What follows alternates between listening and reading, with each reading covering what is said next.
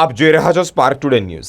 રાષ્ટ્રીય અધ્યક્ષ લાલજીભાઈ પટેલના નેજા હેઠળ આવેલા શ્રી સરદાર પટેલ સેવાદળ એટલે કે એસપીજી વડોદરા જિલ્લાની ટીમ પૂરગ્રસ્તની મદદે આવ્યા છે। વડોદરા શહેરમાં આવેલા પૂરને લીધે જે આફત આવી અને આફત વડોદરાના છેવાડાના ગામો સુધી એટલે કે નીચાણવાળા વિસ્તારો આખા જળમગ્ન થઈ ગયા। તેવા સમયમાં જ 5 દિવસ સુધી પ્રશાસન તરફથી કોઈપણ મદદ ના મળી હોય, જેને લઈને જ એસપીજી સંગઠન પૂરગ્રસ્તોની મદદે આવ્યું છે। મિત્રો, ફસાયેલા જે લોકો છે તે એટલે અટલાદરા, અકોટા, જાંબવા, માંજલપુર અને અન્ય વિસ્તારોમાં ભૂખ્યા અને બેઘર લોકોને ભોજન પૂરું પાડવામાં આવ્યું છે।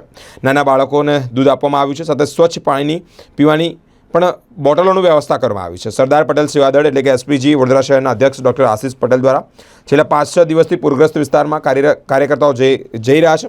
સાથે જ ફ્રી મેડિકલ ચેકઅપ કેમ્પનું પણ આયોજન કર્યું છે। બીમાર વ્યક્તિઓને ડૉક્ટરની નિગરાણી હેઠળ રાખે છે, સાથે દવા પણ આપે છે।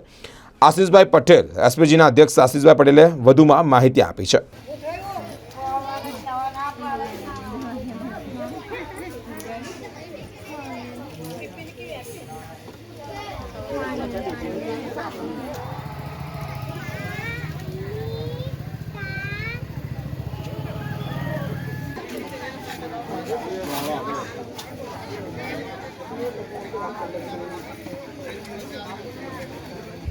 नहीं तो कैसे ना हो नहीं ओंडा होता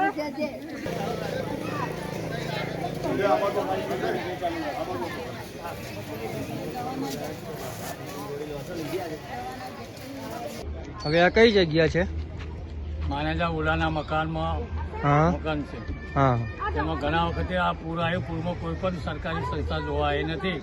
એસપીજી ટ્રસ્ટ દ્વારા જે સેવા અપાઈ છે ડોક્ટરો સાથે વિના મૂલ્યે તમામ જનતાને દવા આપી છે અને દવા પત્યા પછી જ્યારે પણ બતાવો તો મકરપુરા હોસ્પિટલમાં સેવા આપશે અને એમનો આભાર માન્ય છે કે પાણી પછી આ પહેલી સંસ્થા એ આવી છે વિના મૂલ્યે। કોઈ સરકારી કર્મચારી જોવા પણ નથી આવ્યા। અહીં રોગચાળો ફાટ્યો તો? રોગચાળો છે, શરદી, ખાંસી, તાવ હા અને પાણી 3-4 દિવસ ફૂલ હતું, કોઈ પણ જોવા આવ્યું નથી।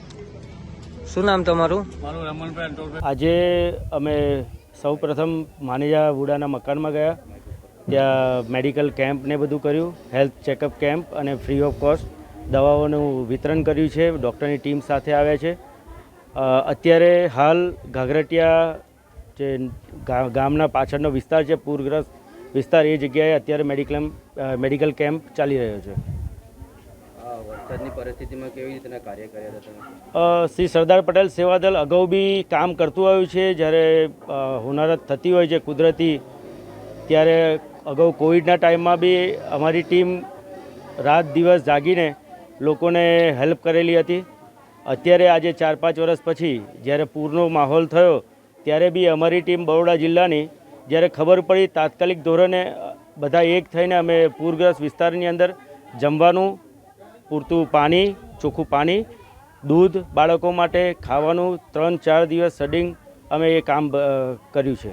એની અંદર અમને પોલીસનો મકરપુરા પોલીસ સ્ટેશનનો બી ખૂબ સપોર્ટ છે।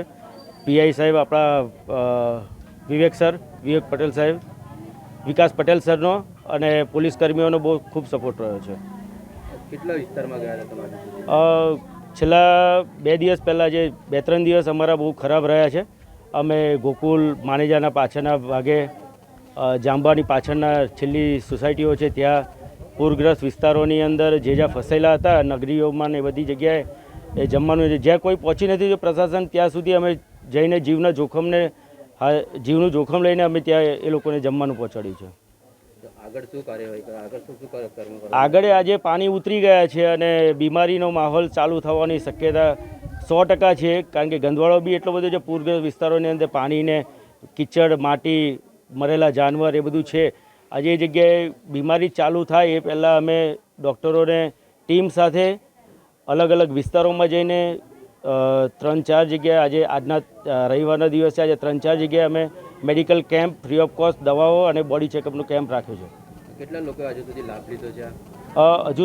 અત્યાર સુધી 500 જણા મેડિકલ હેલ્થ ચેકઅપનો કેમ્પ લઈ ચૂક્યા છે અને હજુ આગળ કલાક પછી બી અમે બીજી જગ્યાએ લોકેશન બદલવાના છે, ત્યાં બી 300-400 માણસની ટીમ હજુ ત્યાં માણસો બેસી રાહ જોઈને બેઠા છે અમારી। આપનો પરિચય?